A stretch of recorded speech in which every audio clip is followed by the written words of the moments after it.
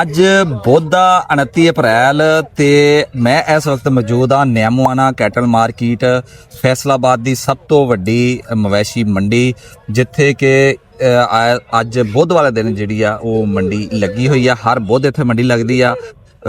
ਤਰ੍ਹਾਂ ਤਰ੍ਹਾਂ ਦੇ ਜਾਨਵਰ ਆ। ਕੁਝ ਸ਼ੈੱਡ ਐਸੇ ਹੈਗੇ ਆ ਜਿਹੜੇ ਮੁਸ਼ਕਿਲ ਆ, ਕੁਝ ਆਰਜ਼ੀ ਆ, ਕੁਝ ਐਸੇ ਵਪਾਰੀ ਆ ਜਿਹੜੇ 2 4 5 ਜਾਨਵਰ ਲਿਆਣ ਕੇ ਬੁੱਧ ਵਾਲੇ ਦਿਨ ਵੇਚਦੇ ਆ। ਕੁਝ ਐਸੇ ਵੀ ਹੈਗੇ ਜਿਨ੍ਹਾਂ ਦੇ ਇੱਥੇ ਪੱਕੇ ਅੱਡੇ ਆ।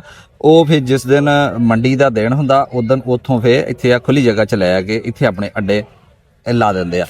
ਕੀਮਤਾਂ ਕੀ ਆ, ਕਿੰਨਾ ਉਹਦਾ ਵਜ਼ਨ ਆ, ਉਹ ਹੁਣੇ ਆਪਾਂ ਇਨਸ਼ਾਅੱਲਾ ਮੁਆਜ਼ਨਾ ਕਰਨ ਦੀ ਕੋਸ਼ਿਸ਼ ਕਰਦੇ ਆ। ਤੁਹਾਨੂੰ ਫੋਨ ਨੰਬਰ ਵੀ ਪ੍ਰੋਵਾਈਡ ਕਰਾਂਗੇ।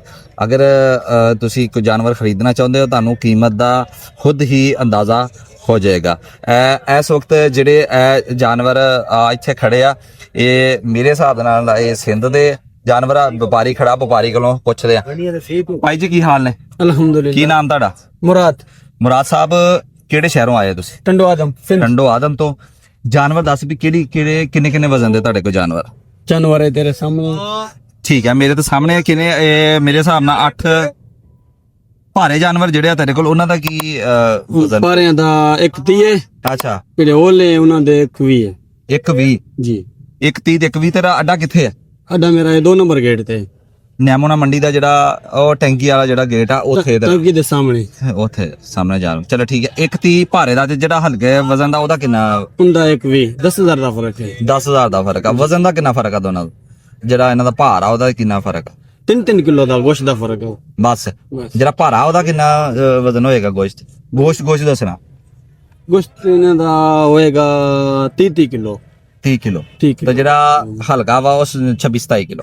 ਹਾਂ, ਉਹਨਾਂ 27 ਕਿਲੋ। 26-27 ਕਿਲੋ। ਤਾਂ ਮਗਰ ਤੂੰ ਪੈਸੇ ਯਾਰ ਬੜੇ ਮੰਗ ਲੈ। ਮਾਲ ਮਹਿੰਗਾ ਹੈ ਨਾ।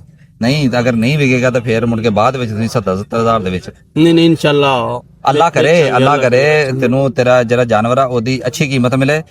ਤੇ ਮਗਰ ਇਹ ਆ ਕਿ ਜਿਹੜਾ ਤੁਸੀਂ ਪੈਸੇ ਮੰਗ ਰਹੇ ਹੋ ਨਾ, ਮੇਰਾ ਹਿਸਾਬ ਆ ਕਿ ਉਹ ਜ਼ਿਆਦਾ ਮੰਗ ਰਹੇ।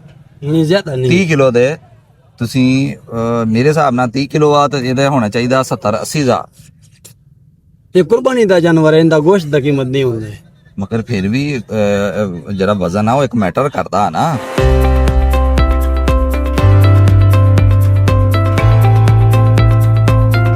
ਹੁਣ ਗੱਲ ਕਰਦੇ ਆ ਆਪਣਾ ਵੱਛਿਆਂ ਦੀ, ਵਹਿੜਿਆਂ ਦੀ। ਬੱਕਰੇ ਤਾਂ ਆਪਾਂ ਦੇਖ ਲਏ, ਹੁਣ ਵਹਿੜੇ ਵੀ ਦੇਖਦੇ। ਕੀ ਹਾਲ ਹੈ ਜੀ ਭਾਈ ਜੀ? ਬਿਲਕੁਲ ਠੀਕ ਕੀ ਨਾਮ ਠਾਕ। ਤੁਹਾਡਾ? ਜ਼ਫਰ ਇਕਬਾਲ ਜੀ। ਕਿੱਥੇ ਦੇ ਰਹਿਣ ਵਾਲੇ ਤੁਸੀਂ? 235 ਨਿਆਮੋਆਣੇ ਦੇ। ਤੁਸੀਂ ਤਾਂ ਫੇਰ ਇੱਥੋਂ ਦੇ ਹੀ ਹੋ। ਹਾਂਜੀ। ਅੱਛਾ ਭਾਜੀ, ਮੈਨੂੰ ਇਹ ਦੱਸੋ ਕਿ ਇਹ ਜਿਹੜਾ ਜਾਨਵਰ ਤੁਹਾਡੇ ਕੋਲ, ਇਹ ਕਿਹੜੀ ਨਸਲ ਆ ਤੇ ਇਹਦੀ ਕੀ ਤਾਰੀਫ ਕਰੋ? ਇਹ ਜੀ ਪਾਂਡਾ ਨਸਲ ਆ। ਪਾਂਡਾ ਮਤਲਬ ਦੇਖਣ ਨੂੰ ਵੀ ਇਹ ਪਾਂਡਾ ਲੱਗਦਾ? ਹਾਂਜੀ।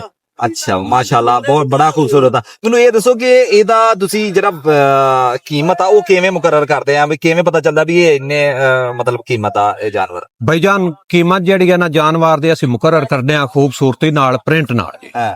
ਕਿਉਂਕਿ ਕੁਰਬਾਨੀ ਦਾ ਜਾਨਵਰ ਜਿਹੜਾ ਸੇਲ ਹੁੰਦਾ ਨਾ ਜੀ, ਇਹ ਭਾਈਜਾਨ ਹੁੰਦਾ ਹੀ ਪ੍ਰਿੰਟ ਦੇ ਸਿਰ ਤੇ ਆ। ਠੀਕ ਹੈ। ਜਿਹੜੇ ਜਾਨਵਰ ਦਾ ਪ੍ਰਿੰਟ ਔਰ ਨਸਲ ਅੱਛੀ ਆ ਨਾ ਜੀ, ਉਹਦੀ ਕੀਮਤ ਅਸੀਂ ਆਪੇ ਮੁਕਰਰ ਕਰ ਲੈਨੇ ਆ। ਗੁੱਡ। ਹਾਂਜੀ।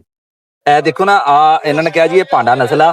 ਤੁਸੀਂ ਅਗਰ ਦੇਖੋਗੇ ਨਾ, ਯਕੀਨ ਕਰੋ ਇਹ ਜਾਨਵਰ ਇੰਜੀ ਲੱਗਦਾ ਜਿਵੇਂ ਵਾਕਈ ਪਾਂਡਾ ਖੜਾ।